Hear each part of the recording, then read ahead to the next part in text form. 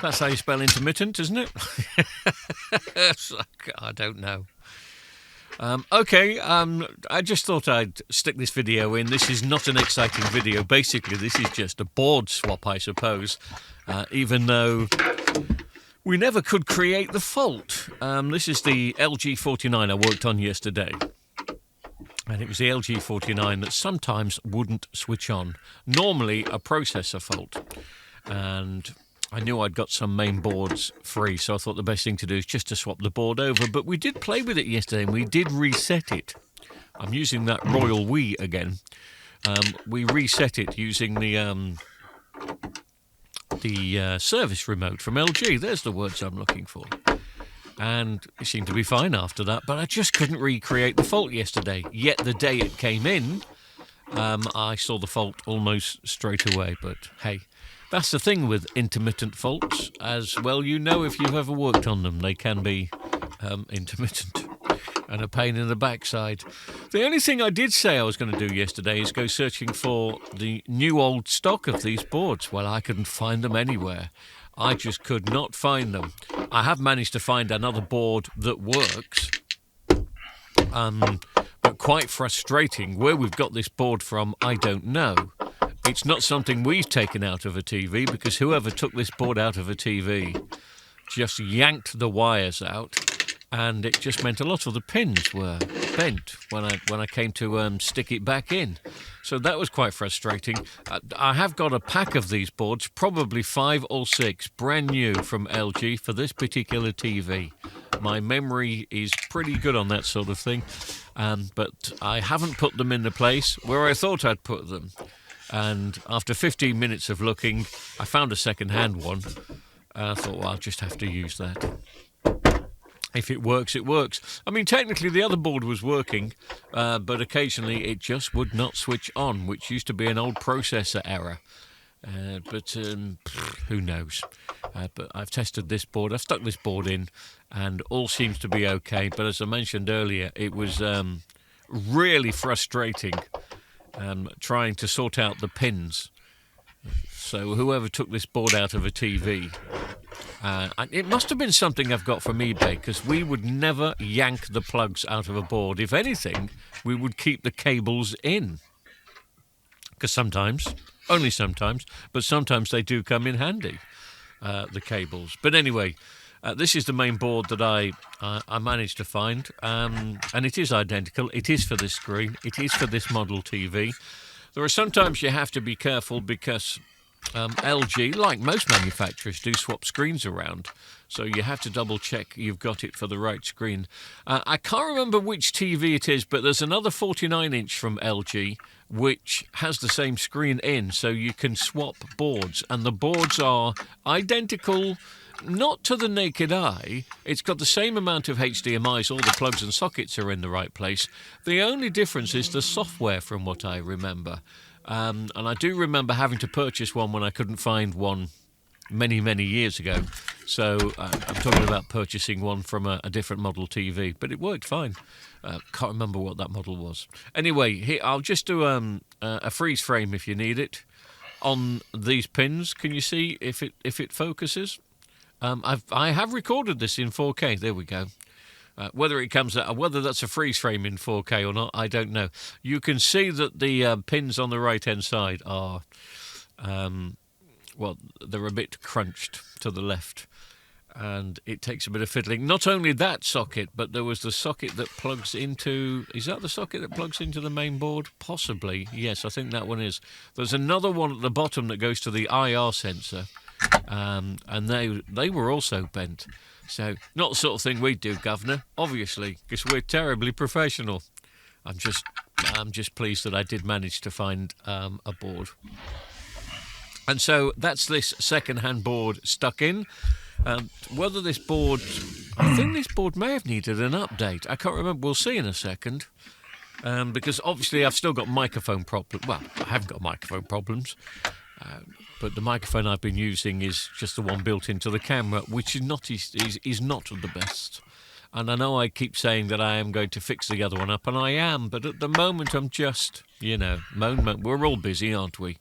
But I must admit I'm more busy than usual with TVs, which is great because the money is coming in when it needs to come in. Because let's face it, it's an expensive place, this world, currently. And the business is doing very well. Which reminds me, just to say thank you to a few people that stood up for me. I think we had a troll or somebody. There's always a few. I know mechanics get them. I know some other electronics people get them that hate the fact that I'm doing these videos. And they sometimes believe that I'm training people up to probably kill themselves by using, power supplies, and the fact that I'm showing people how to do it, and other people aren't trained up. Well, other people aren't mechanics yet. They've got their HUD up. Their HUD, that's very American. Their bonnet up every Sunday afternoon playing, and there's some dangerous amperage and voltage in cars. So anyway, a few people stood up for me, but you didn't have to.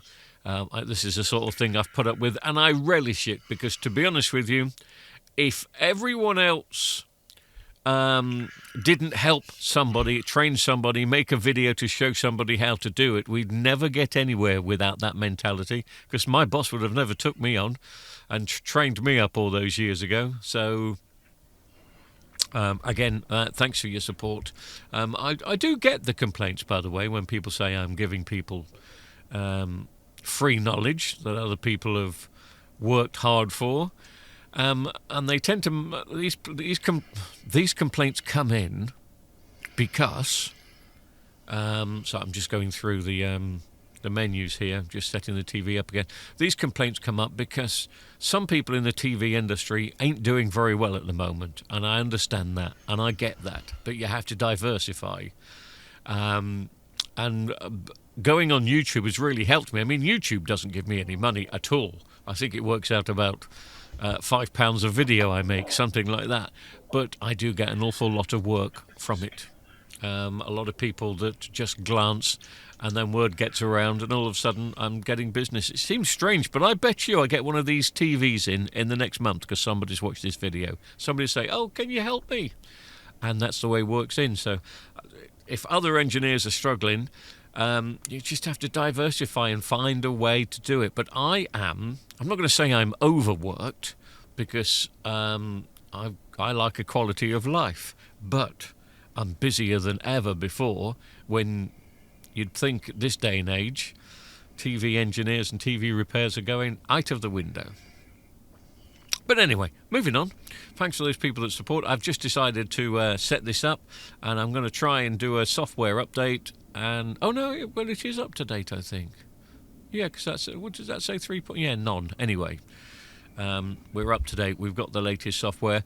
I will keep it on test for a bit, but all being well, I think this is going to be absolutely fine. I'll keep switching it on and off. This does belong to a customer. I'm going to give the TV a jolly good clean, because the screen's a bit dirty. It's not marked, it's just a little bit dirty, and there are some marks on the back of the TV. So it'd be nice to clean those up. But that was it. Just a quick board swap.